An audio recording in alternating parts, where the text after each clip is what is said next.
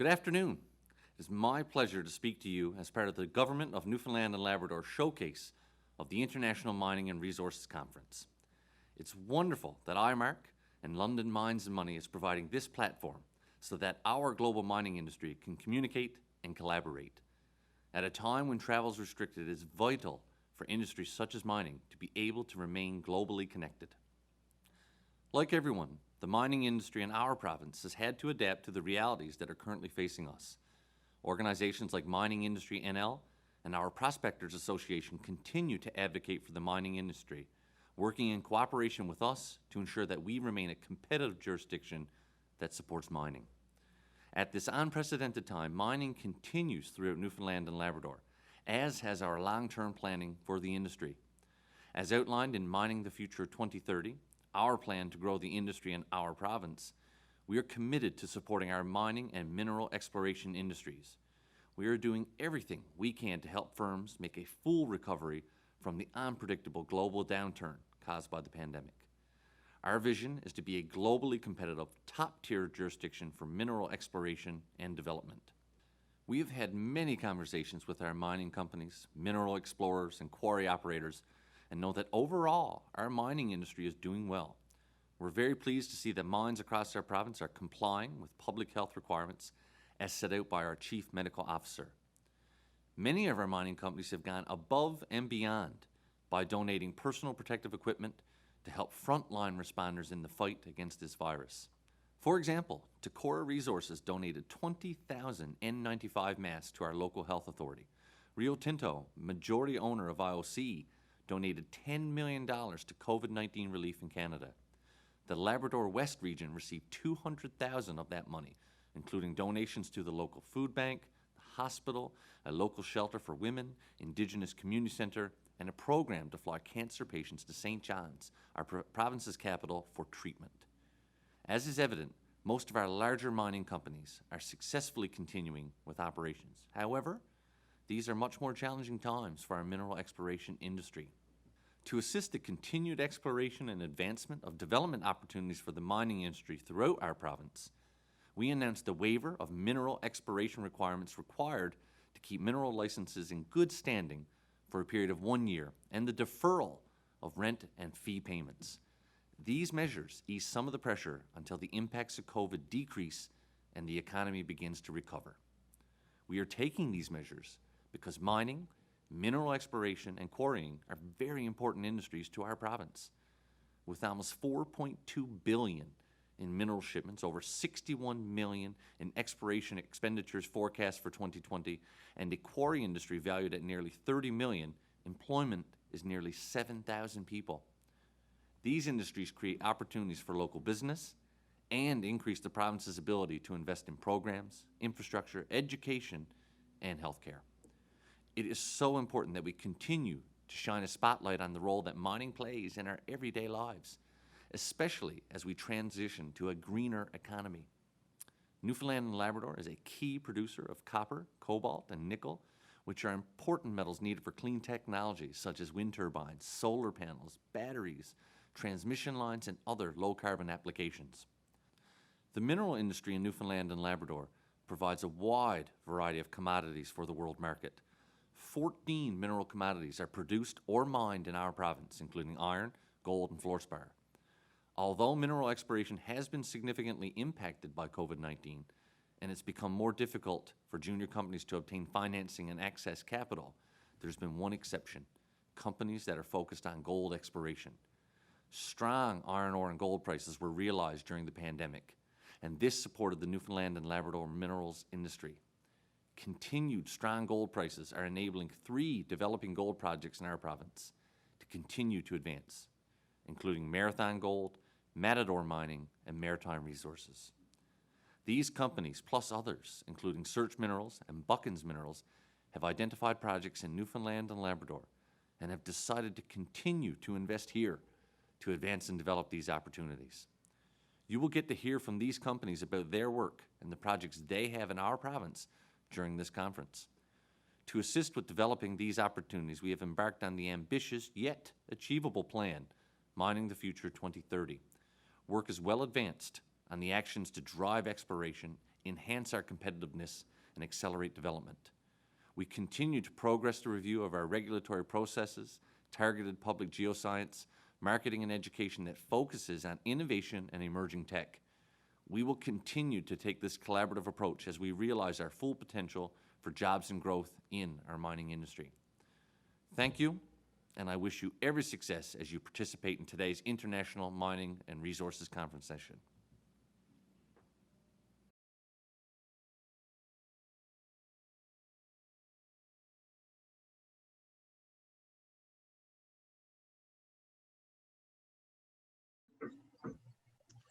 Thank you for listening to Minister Parsons' welcoming address. My name is Alex Smith. I'm Assistant Deputy Minister of Mining and Mineral Development with the Department of Industry, Energy, Technology, Government of Newfoundland and Labrador, Canada. I welcome this opportunity to introduce you to our province and to our mineral industry.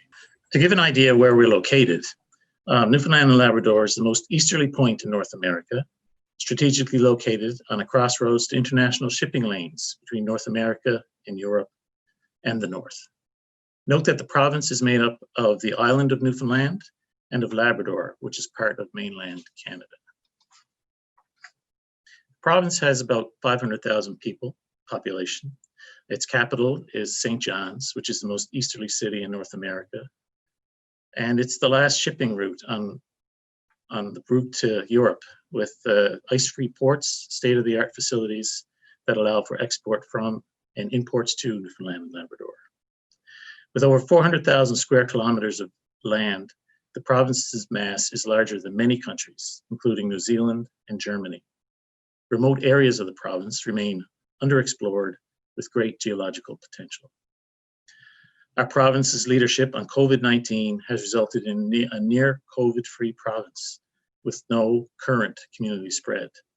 Currently, we only have 33 active cases, all of which are quarantined, and we have none in hospital. So we're quite blessed in that manner. 99% of our population has access to high-speed internet, and our economy is a natural resource-based economy that historically has been based on fishing, mining, forestry, and most recently, offshore oil and gas. Newfoundland and Labrador is a top-tier jurisdiction for mineral exploration and development, rich with world-class deposits of iron ore, nickel, and base metal.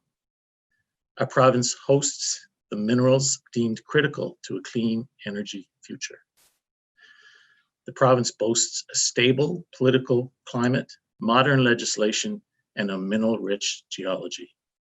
The government and its people understand and support the presence of the mineral industry and the benefits that can provide. The province has a rich mineral endowment and a long history of mining dating back to the 16th century. The first systematic geological investigations began in 1864. Newfoundland and Labrador's geology is very diverse, spanning almost 4 billion years. As a result, we have a wide variety of mineralizing styles and environments with a wide variety of commodities present. We have diverse mineral endowment with mines or advanced developments for a variety of commodities, including iron ore, nickel copper, copper lead zinc, fluorspar, gold, antimony, and rare earth metals. Our geological survey is tasked with acquiring and analyzing geoscience data through geophysical and geochemical surveys, mineral deposit studies, and systematic bedrock and superficial mapping. The province has the infrastructure and geology in place to host many mineral operations. We have a proven record of discovery and development with many multi-generational iron ore deposits in the Labrador Trough. We have Voisey's Bay world-class nickel, copper, cobalt development, and historically the Buckins base metals mine in central Newfoundland. We've attracted foreign direct investment from the majors, including Rio Tinto, Mitsubishi, Vale, Tata Steel, Teck Resources. We have an educated population with world-class educational facilities with capacities for research and development. The province has 12 mines producing 14 metal and non-metal commodities. Our producing mines contribute 43% of Canada's iron ore production, 22% of Canada's nickel in 2019. Our jurisdiction supports mining and has worked towards creating an environment that provides a pathway for development. Our most advanced development project currently is Marathon Gold's Valentine Lake project that has identified a resource of over 4 million ounces of gold. Once in production, this will be anticipated to be the largest gold mine in Atlantic Canada. We have several companies as well that take advantage of their proximity to the shoreline and export aggregate to the seaborne markets. This slide shows both investments within existing mining operations, such as Vale's construction of their underground mine at Voisey's Bay, to projects under development, such as the aforementioned Valentine Lake project by Marathon Gold.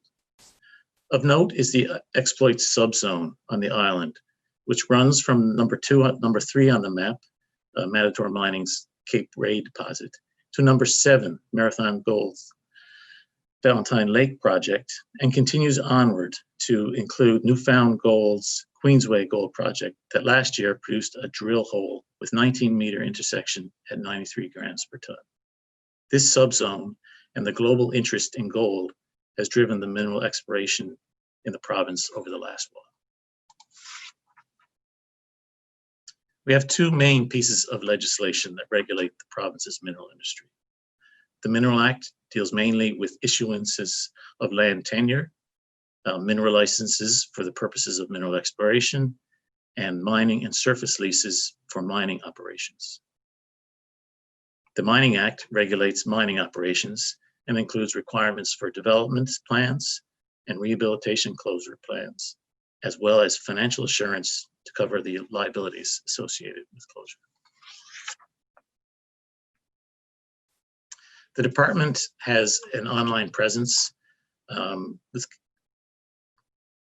provides the ability to do research online and access the data and reports that are generated both by industry, once they're no longer deemed to be confidential, as well as those produced by our geological survey. It also provides the opportunity to stake claims and view live claim data 24 hours a day, 7 days a week. Continuous efforts within the department to streamline the delivery of geoscience data as it becomes available is crucial and ongoing. Sources of information include historic reports, industry-generated mineral assessment reports that are no longer confidential, and the geological survey data, maps, and reports. Newfoundland and Labrador offers mineral exploration incentives. Our mineral incentive program, with a $1.7 million annual budget, provides $400,000 per year in support of the prospectors in the province and $1.3 million towards junior exploration.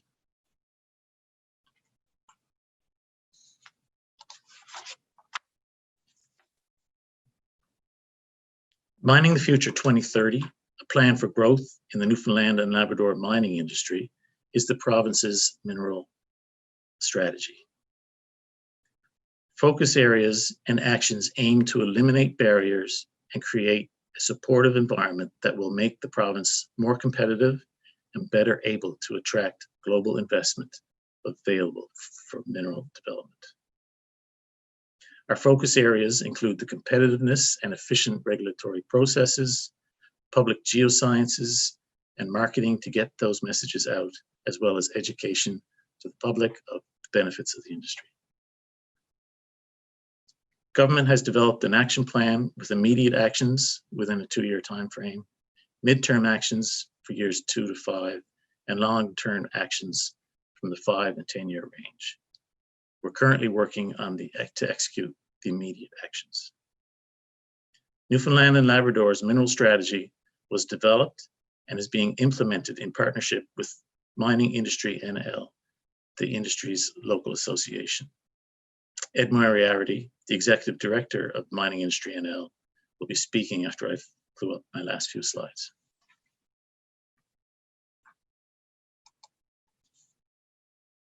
Our province is also working with the other provinces, territories, and the federal government on a national mineral strategy, the Canada Minerals and Metals Plan. This is being done under the authority of the provincial, territory, and federal mines ministers. Launched shortly after Newfoundland and Labrador's Mining the Future, the federal plan has many areas of focus in common with Mining the Future, including competitiveness, science and innovation, and community development. We realize that there are options for where both exploration and capital investments can be made in jurisdictions worldwide. We are focused on ensuring a stable, competitive investment climate that highlights the potential of projects already on the path to development, but also the province's geological settings with the potential to host the next great discovery. Thank you for your time and attention.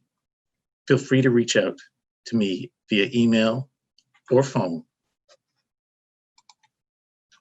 should you have any questions on the points made here today, or if I may be able to assist you in any ways possible. Stay safe, wash your hands. Thank you very much. Thank you, Alex, for the overview of our sector and the opportunities that are here in our province today and in the future. I would like to, I guess, build on that a little bit and share with you folks a few points relative to that, our discussion today. Well, who are we? I'm the Executive Director of Mining Industry Newfoundland and Labrador. We're the industry association that operates in the province.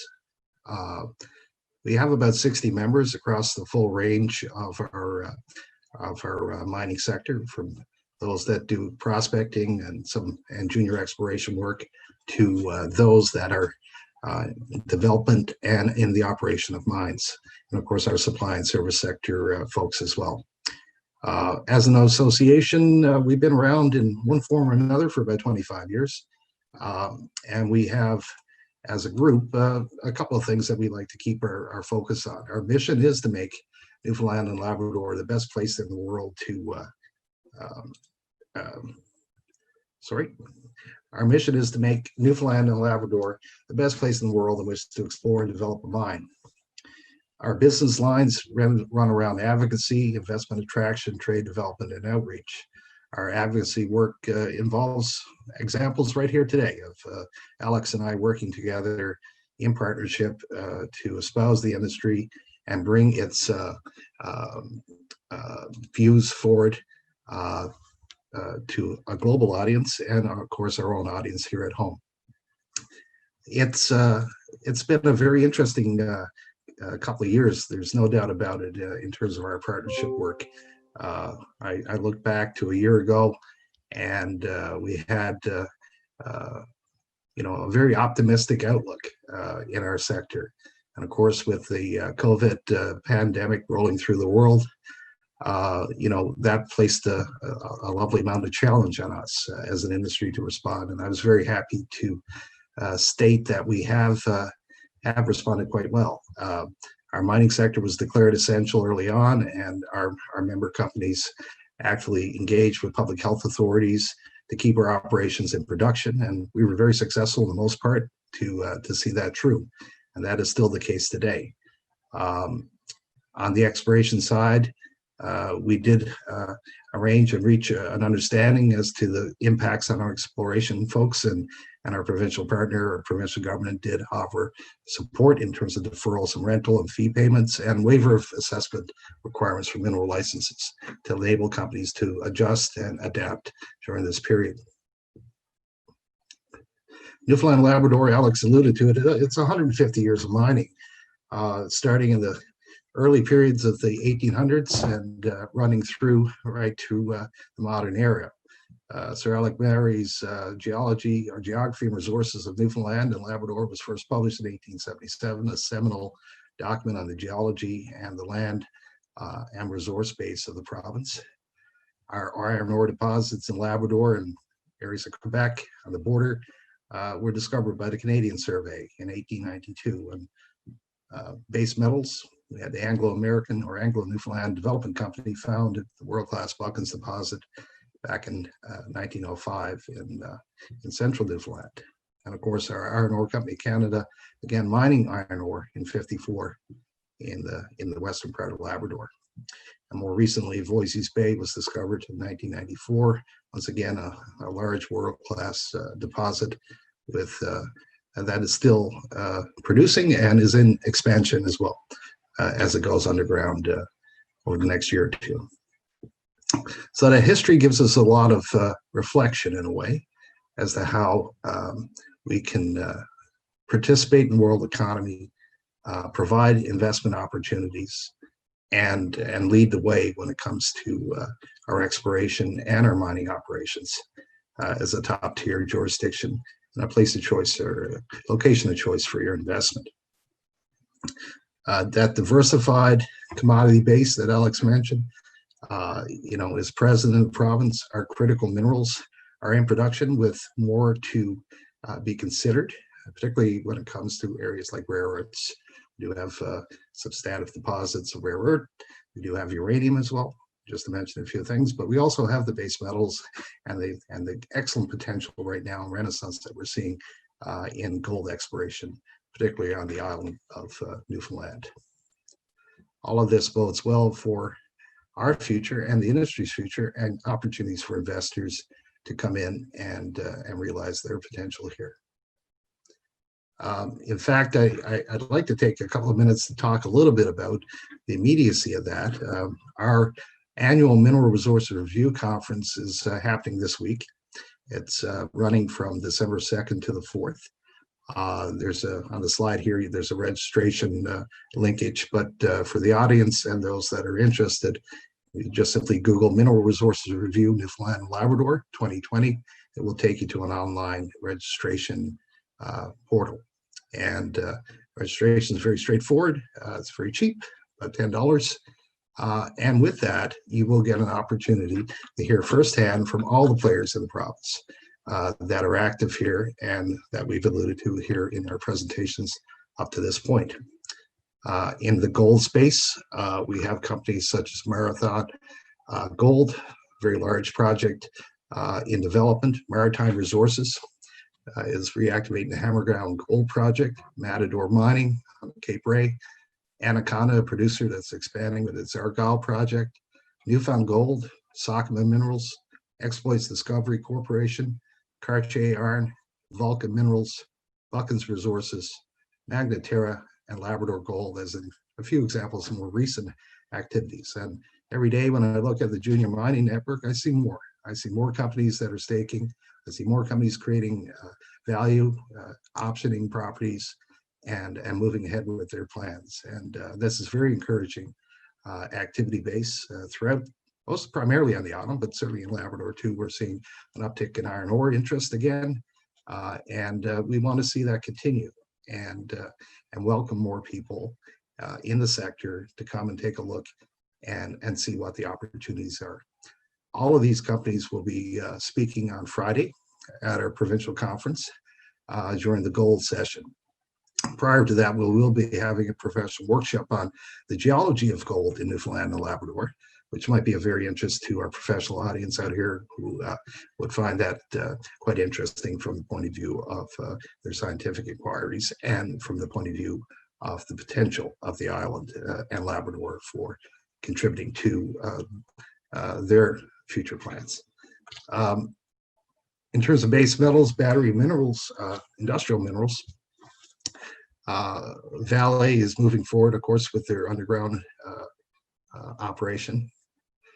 They have a world-class hydromet facility on the island for production. We have Rambler Mining, which is a copper producer in the Bay Verde area. I mentioned Search Minerals. That's a company that is actively pursuing a rare earths project in southern Labrador. Canada Fluorspar has reactivated the fluorspar mining operation on the south coast in St. Lawrence and serving that market directly. We have Trinity Resources and their Prophyllite project and mine here in the Avalon Peninsula or the east coast of the island of Newfoundland. And we have a salt and gypsum operation that's started up in the last couple of years on the west coast of the island. So that diversity is here. So there's not just gold, it's not just iron ore. There's a variety of minerals here that can be brought forward into a portfolio and brought to successful bearing. And I'd be only too happy to entertain any calls or any inquiries on this. My contact information is available through the Mines of Money website under my bio. So I'd appreciate it if you do have any inquiries to reach out to myself or Alex, and we'd be happy to point you in the right direction.